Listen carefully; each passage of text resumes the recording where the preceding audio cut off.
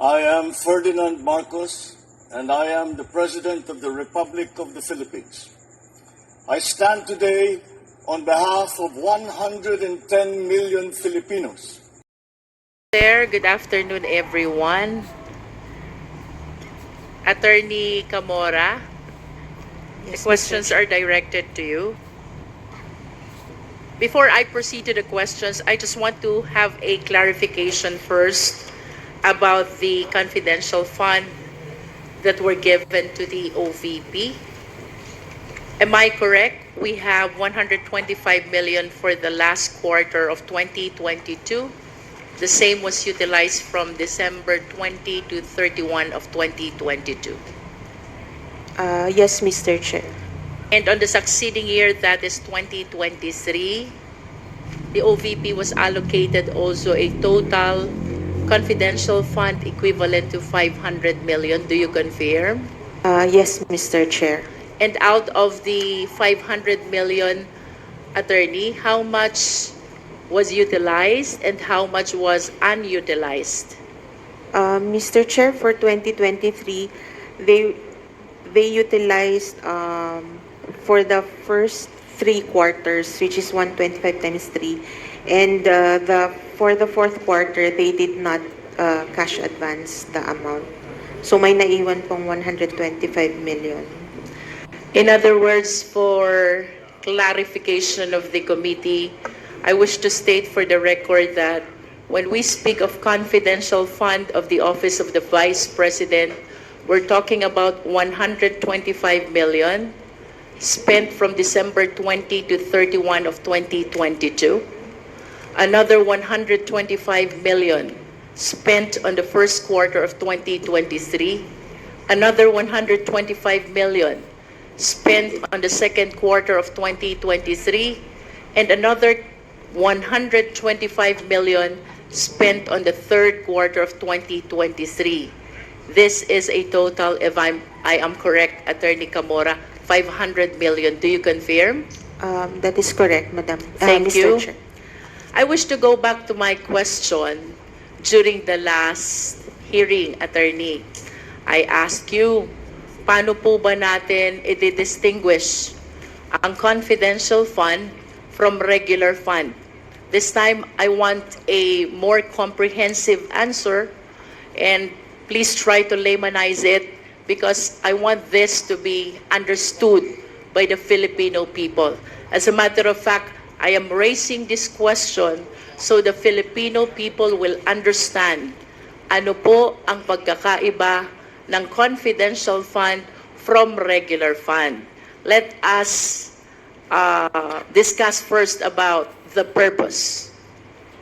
Yes, Mr. Chair. Ang purpose po ng confidential and intelligence funds are for confidential and or intelligence activities. While yung sa regular funds po, it is for the attainment of programs, activities, and projects other than confidential fund and or intelligence activities. Ito po yung regular na perang ginagamit ng mga government agencies. And if you will agree with me, Attorney, if I would say that when we speak of confidential fund, it has something to do with the national security, peace and order surveillance activities. Am I correct? That is correct po, Madam Chair. And when we speak of regular funds, any other funds except something which has to do about security, peace and order. Yes po, Mr. Chair. Thank you. Now let's go to the procurement. Ano po ang pagkakaiba ng confidential fund from regular fund in terms of procurement? Mr. Chair, in terms of procurement, the regular funds must follow the laws on procurement, which is now the RA 9184 as amended po. As to confidential and intelligence funds, to avoid compromising the confidential matters, it usually does not undergo procurement. And do you agree that we have this joint circular which regulate the utilization of confidential fund Yes, Mr. Chair. Can you share with us what is that joint circular?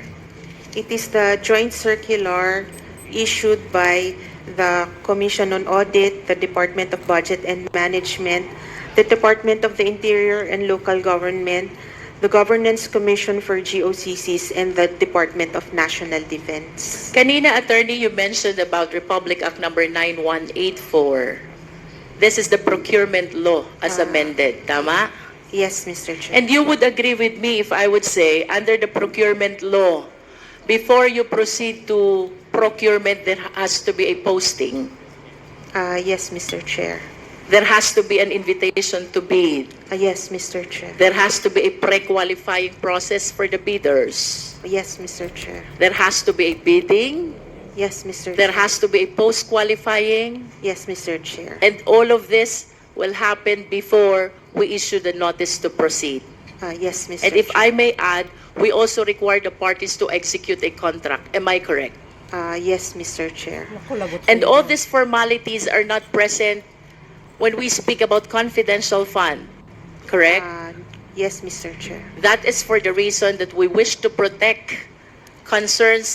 matters concerning national security, peace and order, and surveillance. Tama Yes. po ba? Yes, Mr. Chair. Okay. Now we proceed to number 3, about liquidation. Ano pong pagkakaiba ng confidential fund from regular fund?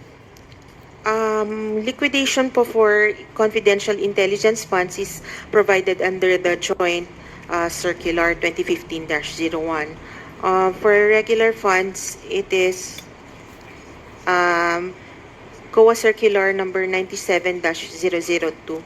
Can we laymanize it, Attorney Camora? Kapag po ba tayo'y magli-liquidate ng confidential fund, anong dokumento ang nire-require natin from the agency? The requirements are all indicated po sa na-mention po kanina 4.8 of the joint circular. In substance, would you agree with me that what we are requiring if it is a confidential fund, one is financial plan, is that correct? Yes, Mr. Chair. 2 is the accomplishment report, is that correct? Yes, Mr. Chair. And 3 is the certification of the head of the agency. Is that yes, correct? Yes, Mr. Chair.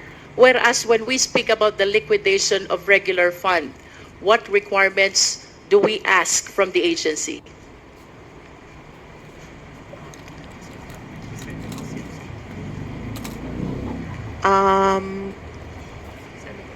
These are all under 97-002. I understand. If I would say that under the regular fund, you are requiring the MOA or the contract, am I correct? I understand that there is a long list of documents, but I'm trying to emphasize only the substantial documents which should not be absent in the compliance of liquidation requirements. Yes, Mr. Chair. There has to be a MOA or a contract if it is a regular fund. Second, there has to be a receipt. Yes, Mr. Chair. There has to be an invoice. Yes, Mr. Chair. Thank you. May I request the Secretariat to please flash the first slide. This slide summarizes the distinction between confidential fund and regular fund. In confidential fund, we have the Joint Circular 01, which regulates the same. For regular fund, we have the procurement law, otherwise known as RA 9184 as amended. As to purpose, confidential fund is for the purpose of peace and order and surveillance activities to promote national interest. Regular fund are other purposes other than those mentioned in the confidential fund. For procurement, there has to be posting and bidding, requirements which are not necessary for confidential fund. And for liquidation, in confidential fund, it is enough that there is a financial plan, an accomplishment report, and a certification of the head of agency. Whereas in regular fund, there has to be a receipt, an invoice, a copy of the MOA, a copy of the contract. Do you agree, attorney? Yes, Mr. Chair. Okay. I will cite some illustration for the better understanding of the Filipino people. I will be using confidential fund. Ang bibilhin ko, supplies of materials and equipments. Kailangan ko po bang mag-post at mag-bid? No, Mr. Chair. Kailangan po ba na ang maging supplier nito is the lowest bidder? No, Mr. Chair. No. But if I will be using a regular fund, I will be purchasing supplies of materials and equipment. Of course, I need to go through the process of posting and bidding, and then I need to choose the lowest bidder. Tama po ba? Yes, Mr. Chair. And then, attorney, I will be renting a safe house for surveillance activities. So this is a confidential fund. Yes, Mr. Chair. Kailangan ko po bang mag-posting at mag-bidding? No, Mr. Chair. No. Diretso na sa rental ng safe house for surveillance. Correct? Yes, Mr. Chair. Do I still have to evaluate, invite, to be able to choose the lowest cost of rental for the surveillance? No need, Mr. Chair. No need, because this is a confidential fund. I will be buying a car for surveillance activities. Kailangan ko po bang mag-posting and bidding? No, Mr. Chair. Do I need to choose the lowest bidder? No, Mr. Chair. But if I will be using a regular fund, I need to go through the process of posting, bidding, and come up with the lowest bidder. Is that correct? That is correct, Mr. Chair. If I will be procuring an equipment for surveillance activities, kailangan po bang posting at bidding? No, Mr. Chair. No. Do I need to choose the lowest bidder? No, Mr. Chair. But if I will be utilizing a regular fund, these requirements are all necessary. Tama po ba? Tama po, Mr. Chair. Thank you. Now we proceed to confidential fund. I remember during the last hearing, tinanong po ito ni Honorable Marcoleta. He was saying that the other agencies and even the other LGUs have confidential fund as well. Tama po, attorney? Tama po, Mr. You remember Chair. that? Yes, Mr. He Chair. made a manifestation that even the other agencies of the government and the LGUs have confidential fund. And I wish to share the second slide to our committee. That is the basis of the confidential fund of the LGU. And tantamount to saying that it is true that even the LGUs have confidential fund. This is DILG Memorandum Circular 2022-118 and the JMC 2015-01. Tama po ba ito, Attorney Camora? Tama po, Madam, Mr. Chair. And you will agree with me also that under Section 16 of the Local Government Code, kasama po sa mandate ng LGU is to promote and maintain peace and order. I think the lawyers will agree. The lawyers from the DILG. I understand you're from COA. Yes, Mr. Chair. So let me share this information that under Section 16 of the Local Government Code, bahagi po ng mandate ng LGUs, Local Government Unit, is to promote and maintain peace and order. And this justifies kung bakit mayroong confidential fund ang mga LGUs. Tama po ba, attorney? Yes, Mr. Chair. Now let's go to the mandate of the OVP. Kasama po ba sa mandato ng OVP ang promotion ng peace and order, conduct of surveillance activity, and national security? May I ask po yung OVP team, mas knowledgeable po sila sa mandates. OVP team, please. You are from COA also, Yes, Mr. Chair. but May I you allowed are... to speak na po? May I allowed to speak na po? Go ahead. Can you please enlighten us what office are you representing? Why Attorney Camora refer you as the OVP team? Because I understand you're also from COA. I'm the audit team leader of the Office of the Vice Presidents for the audit of the regular funds. Audit team leader of the OVP with respect to regular funds. But I'm talking about confidential funds. Yes, Madam, Mr. Do you think you are in the proper position to answer this question? This But is the about question- confidential funds. But the question is all about the mandate of the OVP. All right. What is the mandate of the OVP? Based on the notes to a financial statement of the RR, annual audit report, the OBP, as the second highest office in the land committed to the service of the nation, OBP performs executive, ceremonial, and advocacy functions, collaborating with stakeholders and organizations in both public and private sectors to develop and promote programs that uplift the lives of the Filipino people. That's the mandate of the Does it in any way mention about the peace and order, surveillance activity, and national security? Based on what I've said The po, question is answerable only by yes or no. no po. It does not. Yes, Madam. So you confirm that matters concerning peace and order, national security and surveillance is not part of the mandate of the OVP. Do you confirm that? Mr. Chair, yes po, based on the mandate provided. Yes. And why do you think the OVP was given confidential fund, considering that it is not part of the mandate to promote peace and order? I think I'm not the right person to answer the question because I think it may course to the Department of Budget and Management because they are the one who provided the confidential fund in 2022. I understand.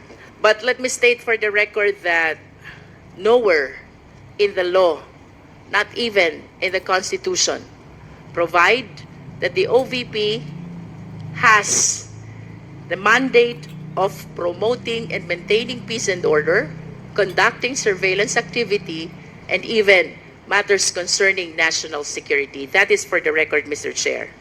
Now, talking about confidential fund, may we please flash the third slide?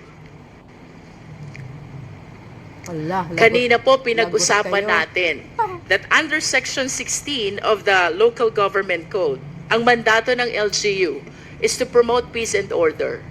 And that justifies kung bakit ang mga LGUs ay mayroong confidential fund.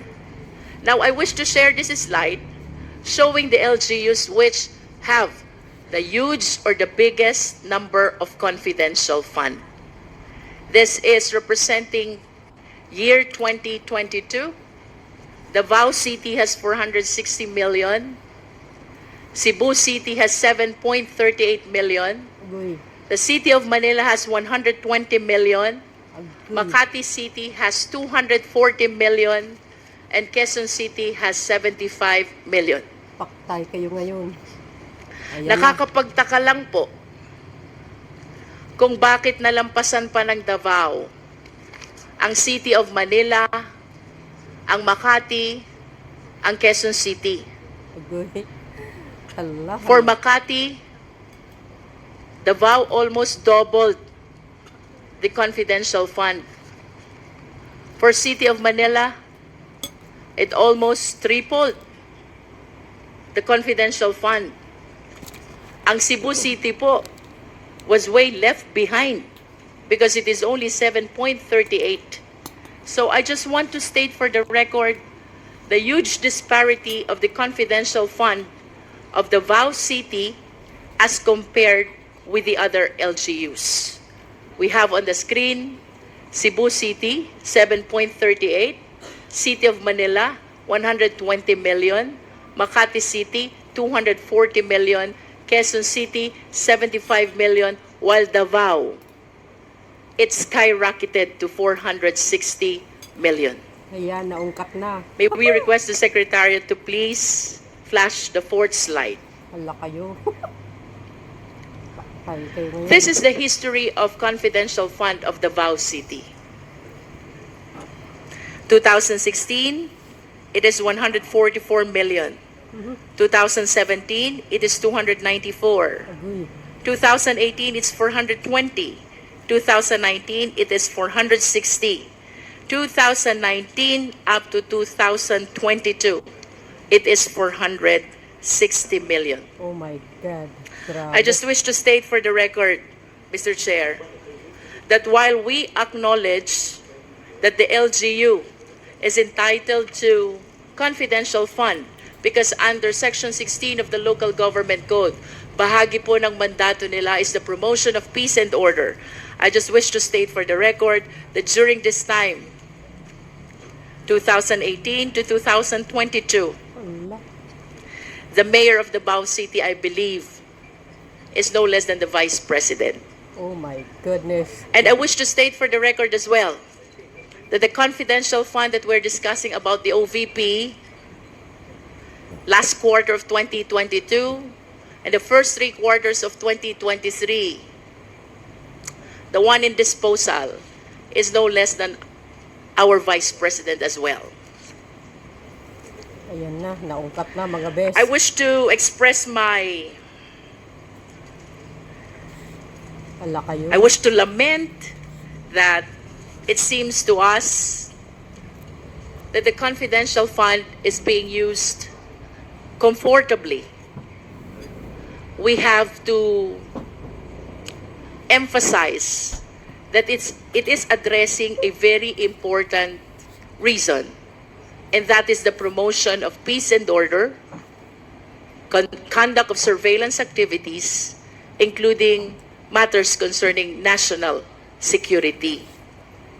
And if this is the case, Mr. Chair, I believe that the COA has to be very strict concerning the very loose, the very light, and the very few requirements which are being imposed in procurement and even liquidation of confidential funds. What I wish to point out, Mr. Chair, maluwag tayo sa confidential fund because we give value to matters concerning peace and order and national security. However, Mr. Chair, I observed na ito pong kaluagan na ito ay nagiging dahilan kung bakit ang COA ngayon are issuing the notice of disallowance, and even this Congress is prompted to conduct an inquiry in aid of legislation. Okay. I wish to manifest my observation that the irregularities which have been observed in the utilization of confidential fund in the office of the Vice President should be checked as well with respect to the utilization of confidential fund of the Davao City during those time that the mayor is no less than our Vice President. I submit, Mr. Chair. Oh, guys, narinig nyo yun? Sabi ko sa inyo, mauungkat ang mauungkat. Ngayon, ano na ngayon? Grabe, ang laki, di ba? Grabe, ang tindi, mga bes. Ha? Tapos nagrereklamo kayo, binabaha ang Davao?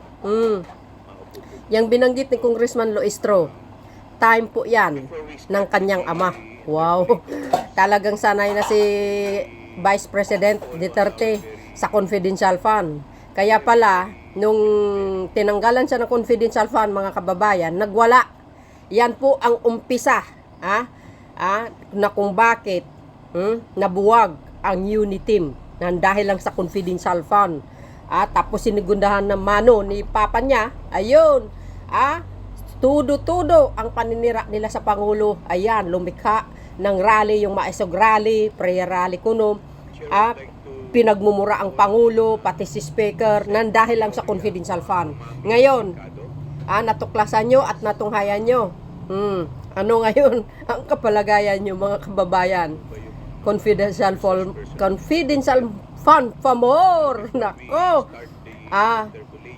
Dito sa mga pera na natuklasan ng House Committee, mga kababayan, malaking issue kay Madam Sara Duterte. Ang sinabi ni si Honorable Joel Archua, nakikitaan dito, mga kababayan. Plunder. ang charge kay BP. Well, anyway, basahin ko guys itong nakalagay dito sa post na ito. Okay, basahin ko sa inyo. O yan mga beso, sabi, ito yung pagdinig kanina mga kababayan, September 25, 2024. Fund misuse ni Vpsara sa OBP pasok sa Plunder. Agay, ayan na nga. Mga beso, I must stress at this point that the sheer vastness of this potentially misused fund set this matter apart from other instances of irregularity, and this allowance, these amounts easily surpass the threshold for the crime of plunder under our laws. Sabi ni Manila 3rd District Representative Joel Choa. Sabi ng People's Tonight, sabi nyo, pek na naman. Panoorin yung buo, yung hearing ng budget ni Madam Sara Duterte para malaman nyo yung katotohanan. Yan kasi. Well, anyway guys, and that's it for today's video. Napakahaba, 6 hours yun. Kaya kinuha ko lang yung interpellation ni Madam Jenky, no? Congressman Jenky Luistro. Talagang kawawa ang ang kuwa guys, naggisa. Well anyway, maraming salamat sa inyong watching. See you again on my next upload video. Bye bye bye and babush. God bless Philippines.